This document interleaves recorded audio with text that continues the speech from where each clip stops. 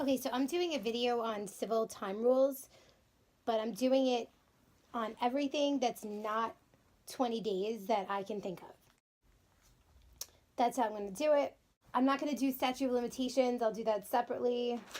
I want to mention something else about time rules. So generally the motion is 8, 2, and 0, but you have to be very careful on the test if they're telling you that the service was made by a particular method. So generally service by mail, you're going to add 5 days. The only exception is a cross motion where you're going to add 3 days. And then the other thing in Dorothy's video about the mental hygiene law, you're not adding the 5 days with one of those things. But you can go look at that. So basically, be careful, because if it says that the service is done by overnight delivery, the answer is going to be 9 days. You have to do it 9 days in advance because you're adding the 1 day. If they're saying it's by regular mail, you know it's 13 days. A cross motion, you only add the 3 days, but if you're mailing a regular motion, to make sure that you know that in the question they're saying that you dropped it off at the attorney's office or it's unspecified. If it's unspecified, you're going to go with the 820-1671. But if it's actually telling you in the question that it's been mailed or overnight delivered, then you have to make sure you're adding the time. I want to serve my motion on Leah Sophia, and I want to make sure that I get that opposition to it 7 days before the return date, and I know that I'm going to overnight deliver. I don't do it 16 days in advance. I got to do it 17 days in advance. Okay? So 17 days in advance, because I need to add that one extra day so I can properly demand that they serve their responsive paper 7 days before the return date. Okay, one other thing I'm going to mention, this is in 5531, and the second department and third department actually has stuck with the CPLR rules in this, and this is in the filing of agreed statement in lieu of the record on appeal, and that is the same rules in the CPLR, which is in the appeals video. Article 78. So this is a service of a notice of petition, and affidavits at least 20 days before the petition is noticed to be heard, unless the court signs an order to show cause setting its own schedule. Service must be effected within 15 days after the expiration of the applicable statute of limitations, except for proceedings commenced under the election law. Okay, some more time rules. Motion in a special proceeding made before the petition is noticed to be heard. So it shall be noticed to be heard on the return date of the petition. That's in 406. 407. Severance of claim or party. So dropping one of your claims or the party can be done in a special proceeding, but any time by the court. Okay, so in 408, service of a notice to admit, not later than 3 days before the return date of the petition. And service of a notice to admit is the only disclosure device you can serve on someone in the course of a special proceeding. But the exceptions to this is in surrogate's court and proceedings relating to express trusts. And that is about the thing I talked about in the other video with they decided that why are we going to have a different procedure for a trust accounting inter vivos, etc. Okay, so service of statement denying or setting forth the reasons for failing to admit or deny. And that's got to be done not later than 1 day before return date of the petition, unless otherwise ordered by the court on ex parte motion. Okay, so then writ of habeas corpus. The filing of the return of the writ at the time specified in the writ, or if returnable forthwith, it has to be within 24 hours after service. Service of written notice of habeas corpus hearing where detention is by virtue of a mandate. By personal service, 8 days before the hearing or as the court directs. So this one, you wouldn't have to worry about adding any time for mailing because it has to be personal service.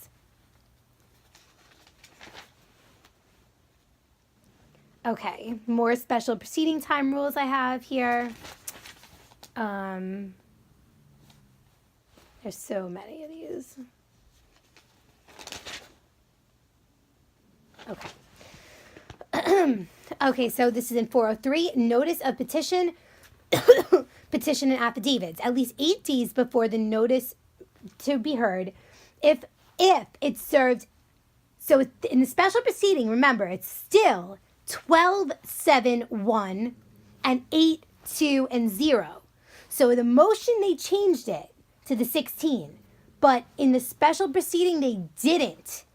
So remember, if it's a special proceeding and you're mailing something, okay, the answer has to be mailed. You have to add the time, whatever. Just remember 1271-820 for the special proceeding. Okay. This is 403 sub B, service of answer and supporting affidavits. And again, this is the 2 days before petition return date, or if the answer if it so demands, and the petition was served at least 12 days before the return date, the answer must be served at least 7 days before the return date. Okay.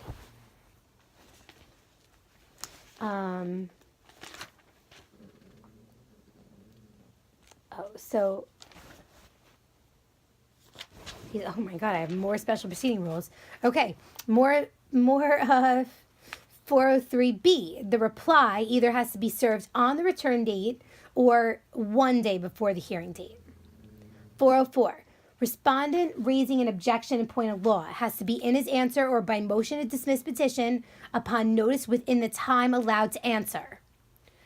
Service of respondent's time to serve and file answer if the motion to dismiss the petition is denied.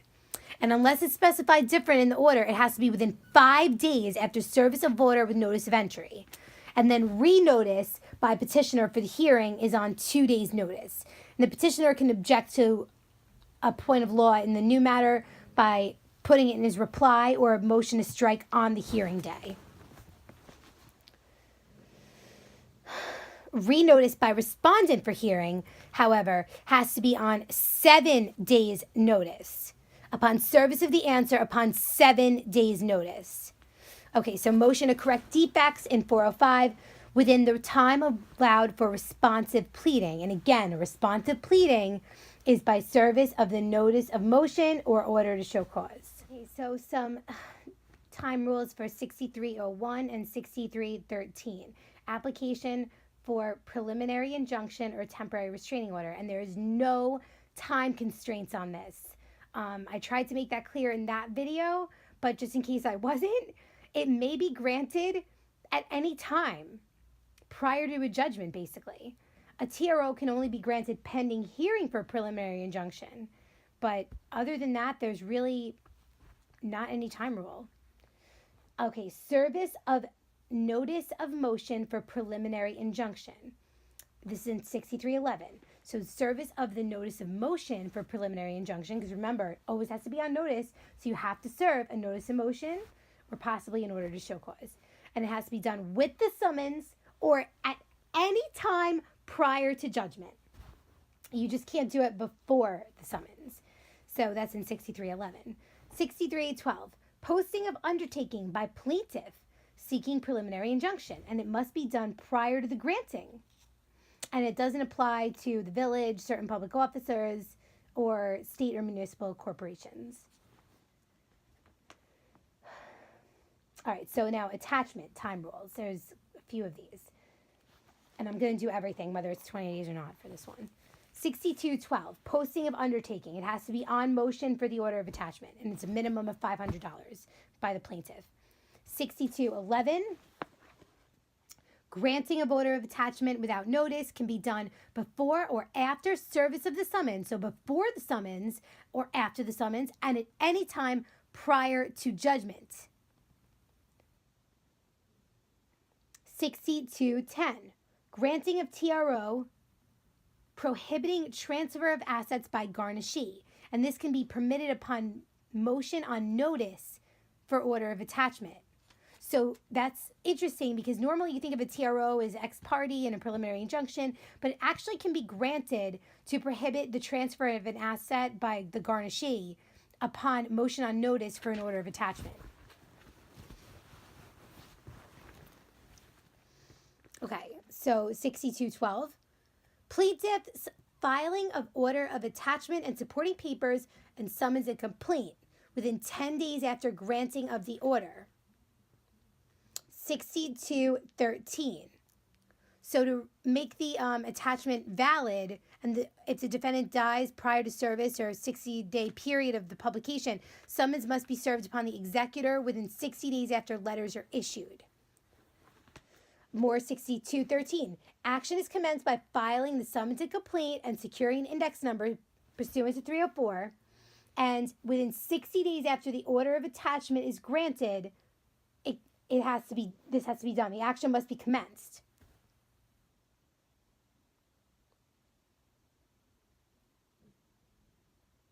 So the plaintiff has to file the order of attachment within 10 days after granting it, after it's granted, and commence the action within 60 days after it's granted.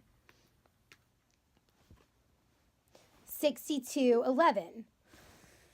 Plaintiff's motion for an order confirming attachment. Generally, that's within 5 days after levy. The only exception to that is when it's on the one specific ground in subdivision 1, the time is 10 days from the service of the affidavit. Okay. And that's actually, it's called the garnishee statement, I think it's called, or something like that. I forget if it's called a statement or affidavit, but I think it's an affidavit. Anyway, okay. Hopefully I have it in these somewhere. Okay, 6211 sub A, levy by sheriff pursuant to an order of attachment at any time prior to final judgment. A levy upon personal property may be made by service of an order of attachment and is typically valid for 90 days. Okay. 6218, sheriff's filing of inventory of the property seized. And that's within 15 days after service of the order of attachment or forthwith after such order has been vacated or annulled. So the sheriff has to file the inventory within 15 days after being served with the order of attachment. So that doesn't mean that it's 15 days after he seized the property. It's 15 days after he was served with the order of attachment. 6219, garnishee's service upon sheriff of statement specifying debts to defendant within 10 days after service of order of attachment or sooner if the court directs. So it is a statement, apparently. I'm sorry. And that is the 10 days. Plaintiff's motion for, I did that already. Defendant's demand for papers at any time after levy. That's in 6212. So the defendant can basically demand that the summons and complaint be served. He can demand it any time after levy. And the plaintiff has to serve, not the summons and complaint, but the papers to get the attachment. And if he does demand it, then the plaintiff has to serve them on him not more than 1 day after service of demand. 6223, motion to vacate or modify order of attachment just has to be prior to the application of property or debt to the satisfaction of the judgment. And it can be by defendant, garnishee, or any person having interest in the debt.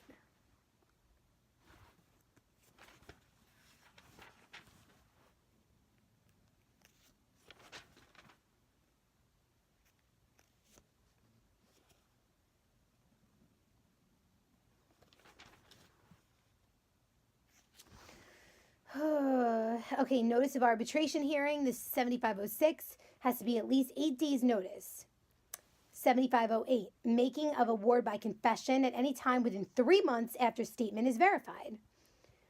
7509, written application for modification of award to arbitrator within 20 days after delivery of award to applicant. 7509, service of written objection to modification of arbitrator's award within 10 days of receipt of notice of application for modification. 7509, disposition by arbitrators of application within 30 days. 7510, application for confirmation of award within 1 year of delivery of the award to the applicant, unless vacated or modified. 7511, application to court to vacate or modify arbitration award within 90 days after delivery of the award. Again, 7511, the application to the court to vacate or modify an arbitration award is within 90 days after delivery of the award. Just so it's clear, the reason that 203, that commenced by service, is still in the statute is because for whatever reason, town and village courts have not changed to commencement by filing. So they left that stuff about the 60 days after the publication, and the defendant dies in the 60-day period or before the publication completed. The service must be made on the executor or administrator within 60 days after the letters are issued. All that's in another video where I actually go into the commenced by service. But just know the only courts that even still applies in is town court and village court. City courts, district courts, New York City Civil Court, and Supreme and County courts, all of those are commenced by filing. Okay, service of amended pleading after motion to correct is granted. The amended pleading must be served within 10 days after notice of the entry of the order. CPLR 320, answer must be within 30 days after service complete if the service was made by other than personal delivery in New York. Okay, 317, defense of action by person served other than by personal delivery or personal delivery to agent who does not appear. The court can vacate the default on a finding that the defendant did not receive summons in time to defend and he has a meritorious defense. That's also in 5015. Within 1 year after obtaining knowledge of the entry of judgment, but not more than 5 years after entry. So basically, if 5 years goes by and you still hadn't known about it, then you can't vacate it after knowledge if it's been more than 5 years. Defendant's motion to change place of trial can be made within 15 days after service of demand unless within 5 days plaintiff receives written consent. Now that's only for a demand of change of place of trial based on the fact that it was an improper venue. If it was a proper venue and you're making it on a different ground, you have to do it with the answer or before the answer is served. Again, so service of defendant's demand for change of place of trial on the grounds of improper venue has to be served with the answer or before the answer is served. That's in 511 sub A. The motion to change place of trial has to be within 15 days after service of the demand unless within 5 days after the service plaintiff receives a written consent. That's the 15 and 5 rule. Motion for a change of place of trial based on another ground, like the convenience of material witnesses and justice, that has to be within a reasonable time after commencement of the action. So service of the bill of particulars, if you watch any of my videos, you've seen Angela talking about her doctor with her boob job and everything, and he can serve that demand whenever, pretty much, and the plaintiff must comply or object within 30 days after service of the demand. So that's 30 days for the bill of particulars and including your objections. Amendment of bill of particulars can be once before trial prior to the filing of the note of issue. That's in 3042, also in another video.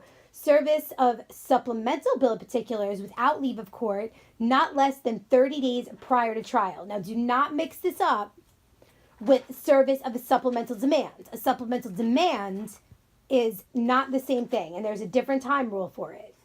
So, yeah, just don't mix that up, because one is the supplemental bill of particulars and the other one is a supplemental demand. And the supplemental demand is specifically for an action where a plaintiff is not allowed to state the amount of damages that they want.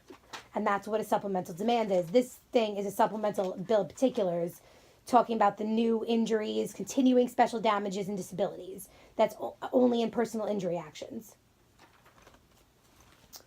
Okay, so service of written recross questions for a deposition, that has to be within 15 days after service of written questions and notice.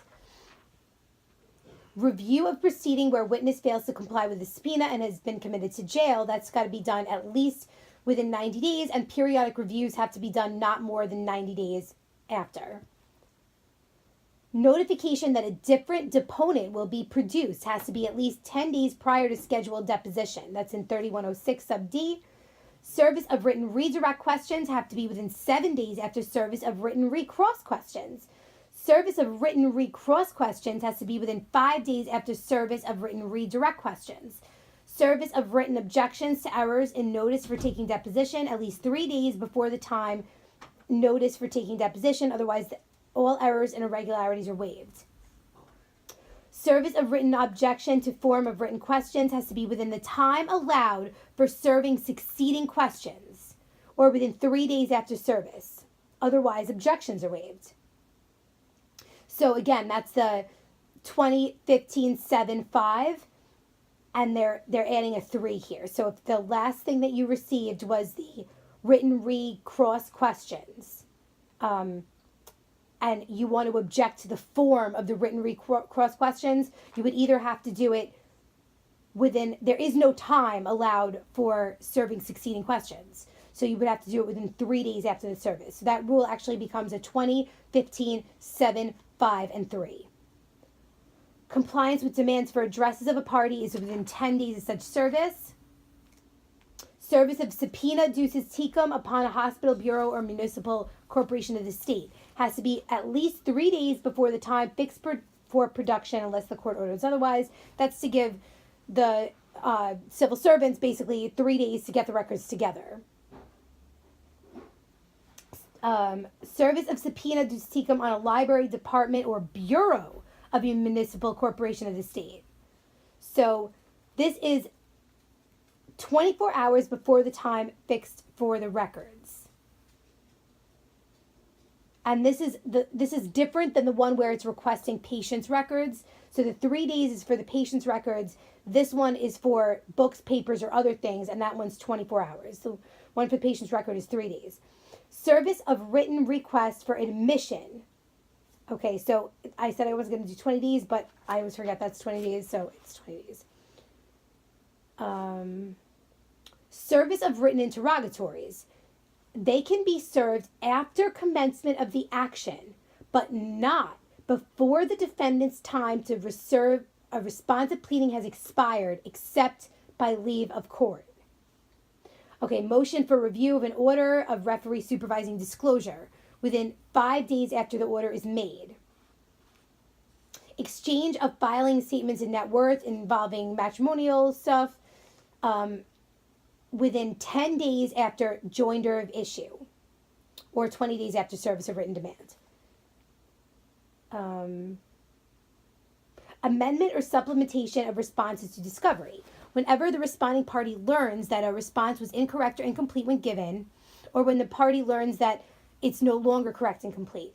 Okay, signature and return deposition has to be within 60 days, and it can be used as if it was signed if they don't do anything within 60 days. Okay, pretrial motions is 16-7-1-820. And the 16-7-1, it's only if the answer so demands. Don't forget that. Furnishing papers to the court and adverse party has to be done at a hearing. Service of subpoena ducis tecum on a hospital or municipal corporation relating to the condition or treatment of a patient at least 3 days before the return date. Okay, now a motion for subpoena ducis tecum on a library, board, department, or bureau of the municipal corporation of the state regarding producing documents has to be on at least 1 day's notice to both on the other party and on the library or whatever. Time for taking procedural steps where the parties will be substituted is extended until 15 days after substitution. This includes time for making a motion for a new trial, taking an appeal, or making the motion for permission to appeal. So if someone dies or there's a substitution, you could get up to 45 days for making to take an appeal. Okay, if you make a motion to correct pleadings and the motion is denied, the responsive pleading has to be served within 10 days after service of entry of the order denying the motion. If motion is granted, amended pleading has to be served within 10 days. Okay, for the simplified procedure, 8 days notice. Order determining any other motion within 60 days after submission of motion.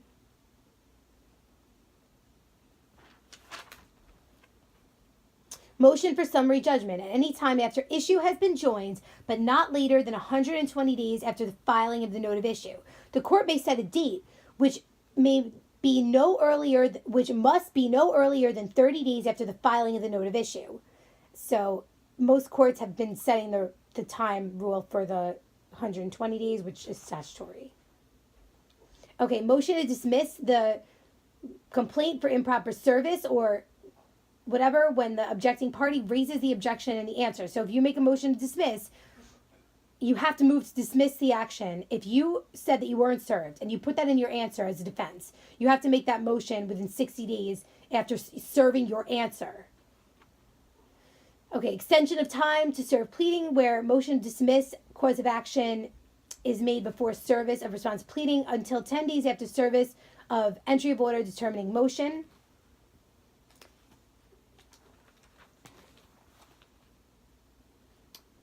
Plaintiff's application for default judgment, claim for sum certain within 1 year after default.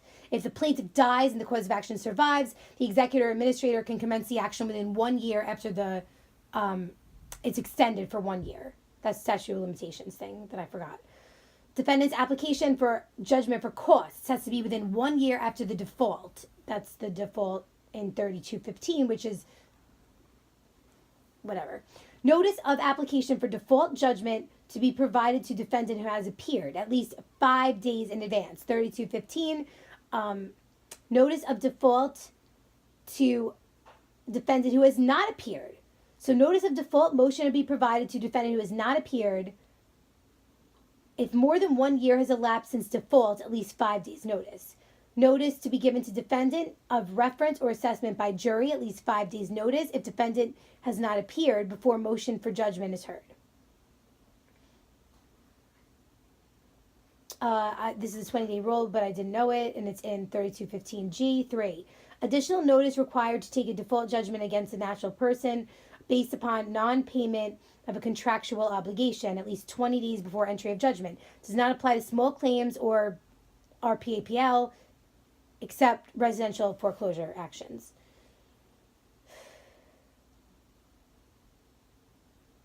Additional notice required to take a default judgment against a domestic or authorized foreign corporation at least 20 days before entry of judgment. And again, does not apply to actions affecting title to real property, summary proceeding to recover possession of real property, or small claims case.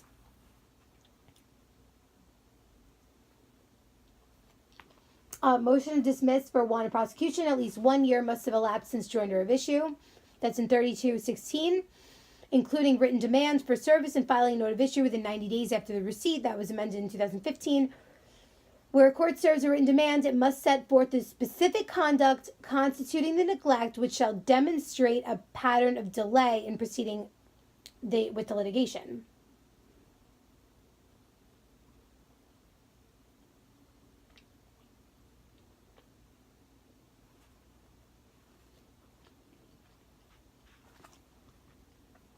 All right, this is a different motion that's in 317. It's a motion to relieve party from judgment or order on grounds of excusable default within 1 year after service of the copy of the judgment with written notice of entry on the moving party, if entered by the moving party within 1 year after such entry.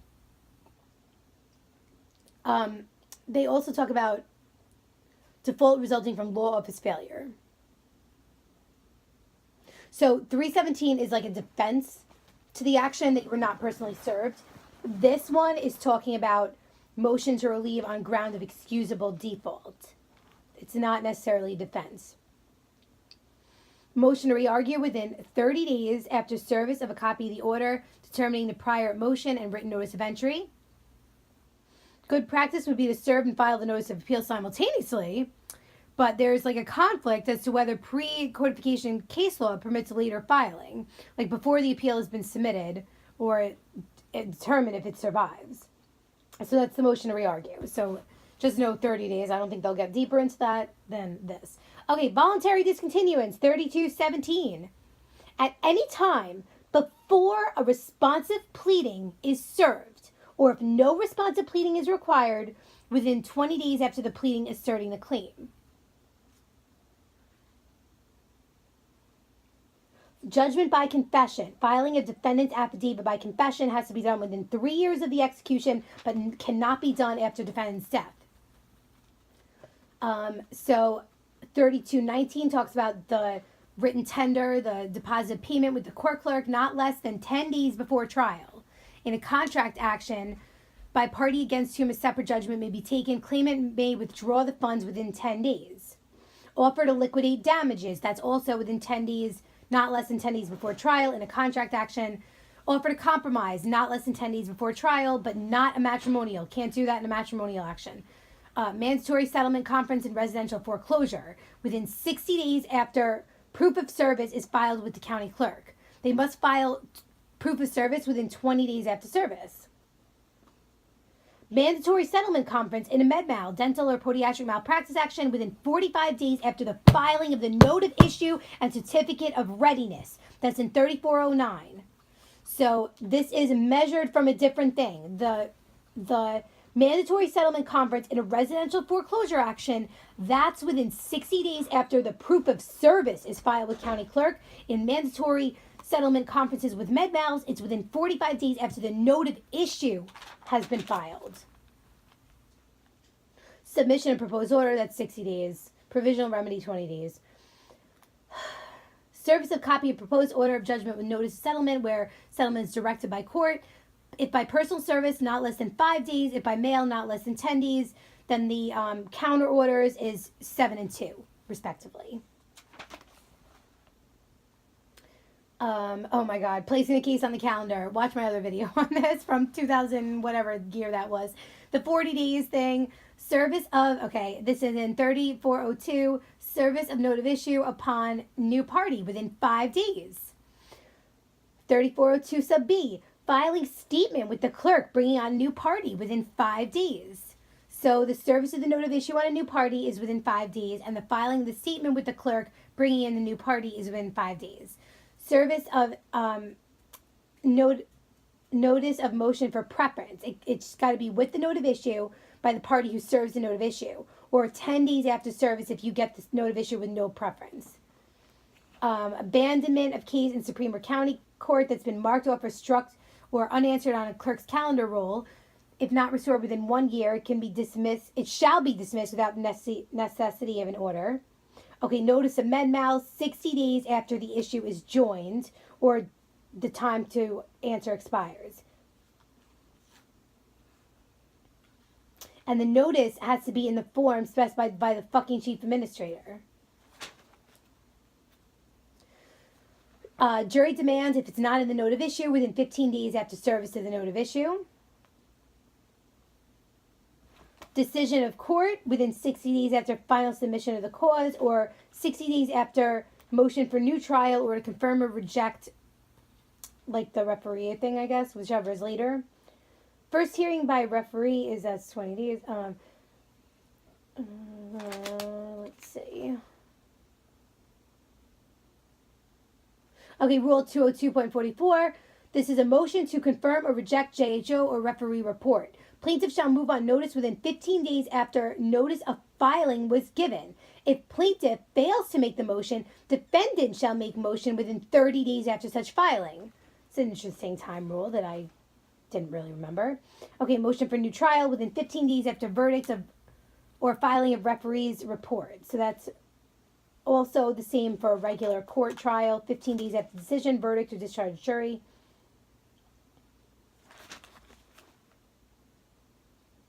Mailing of copy of satisfaction piece to judgment debtor within 10 days after filing. Execution of satisfaction piece by attorney for judgment creditor within 10 days after entry of judgment. Civil penalty for failure to file satisfaction piece. That can be done if they don't do it within 20 days after receiving full satisfaction. In the city of New York, though, if they're the judgment creditor, they have to do written demand first before they can get the penalty. I think it's $100. 5021 sub B, entry upon execution arising out of a small claims action within 90 days after receipt of judgment by sheriff. So, yeah, that's one I didn't know either. Leave to issue execution. Oh, wait. I don't have to know that. Okay, expiration of judgment lien existing against a real property at time of judgment debtor's death. And it's 2 years thereafter or 10 years after the filing of the judgment roll, whichever is later. So again, I don't know why I have trouble remembering this. It's an expiration of judgment lien existing against real property at the time of the debtor's death. And that expires 2 years thereafter. So 2 years after the death, or 10 years after the filing of the judgment roll, whichever is later.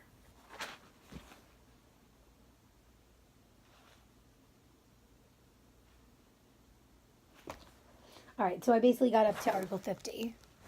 And this video is already 17 minutes of just time rules. Service of the restraining notice, 5222.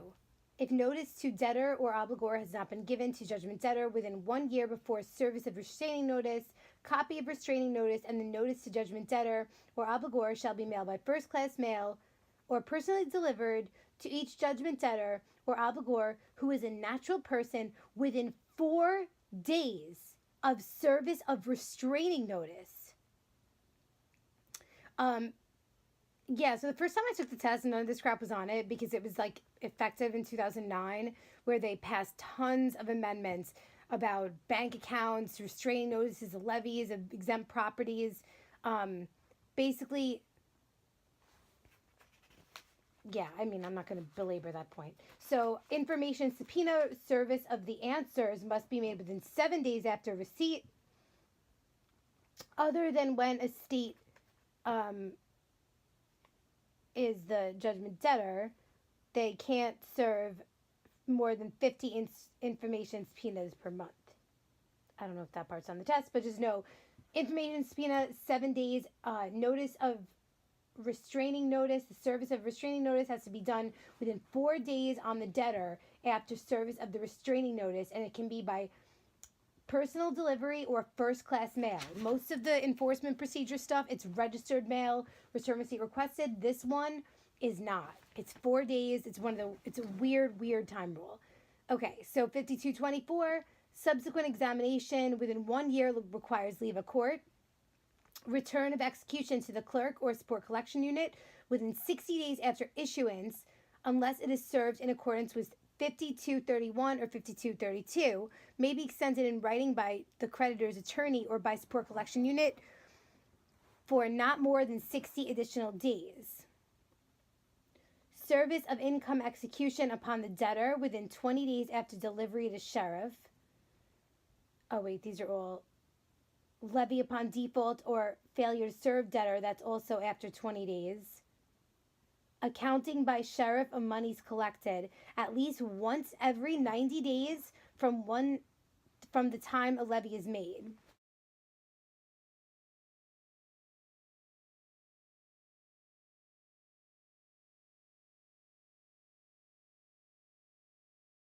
I'm going to repeat some of these just because I really just didn't remember them. Mailing of copy of satisfaction piece to judgment debtor within 10 days after filing. Execution of satisfaction piece by attorney for creditor within 10 days after entry of judgment. Civil penalty for failure of judgment creditor to execute and file satisfaction piece within 20 days after receiving full satisfaction, unless in New York City they got to do a written demand first. Entry upon return of execution arising out of a small claims action within 20 days after receipt of judgment by sheriff. Leave to issue execution. Oh wait, that's not on the test. Expiration of judgment lien existing against real property at the time of judgment debtor's death, and it expires 2 years after the death or 10 years after filing of the judgment roll, whichever is later. So whichever occurs last.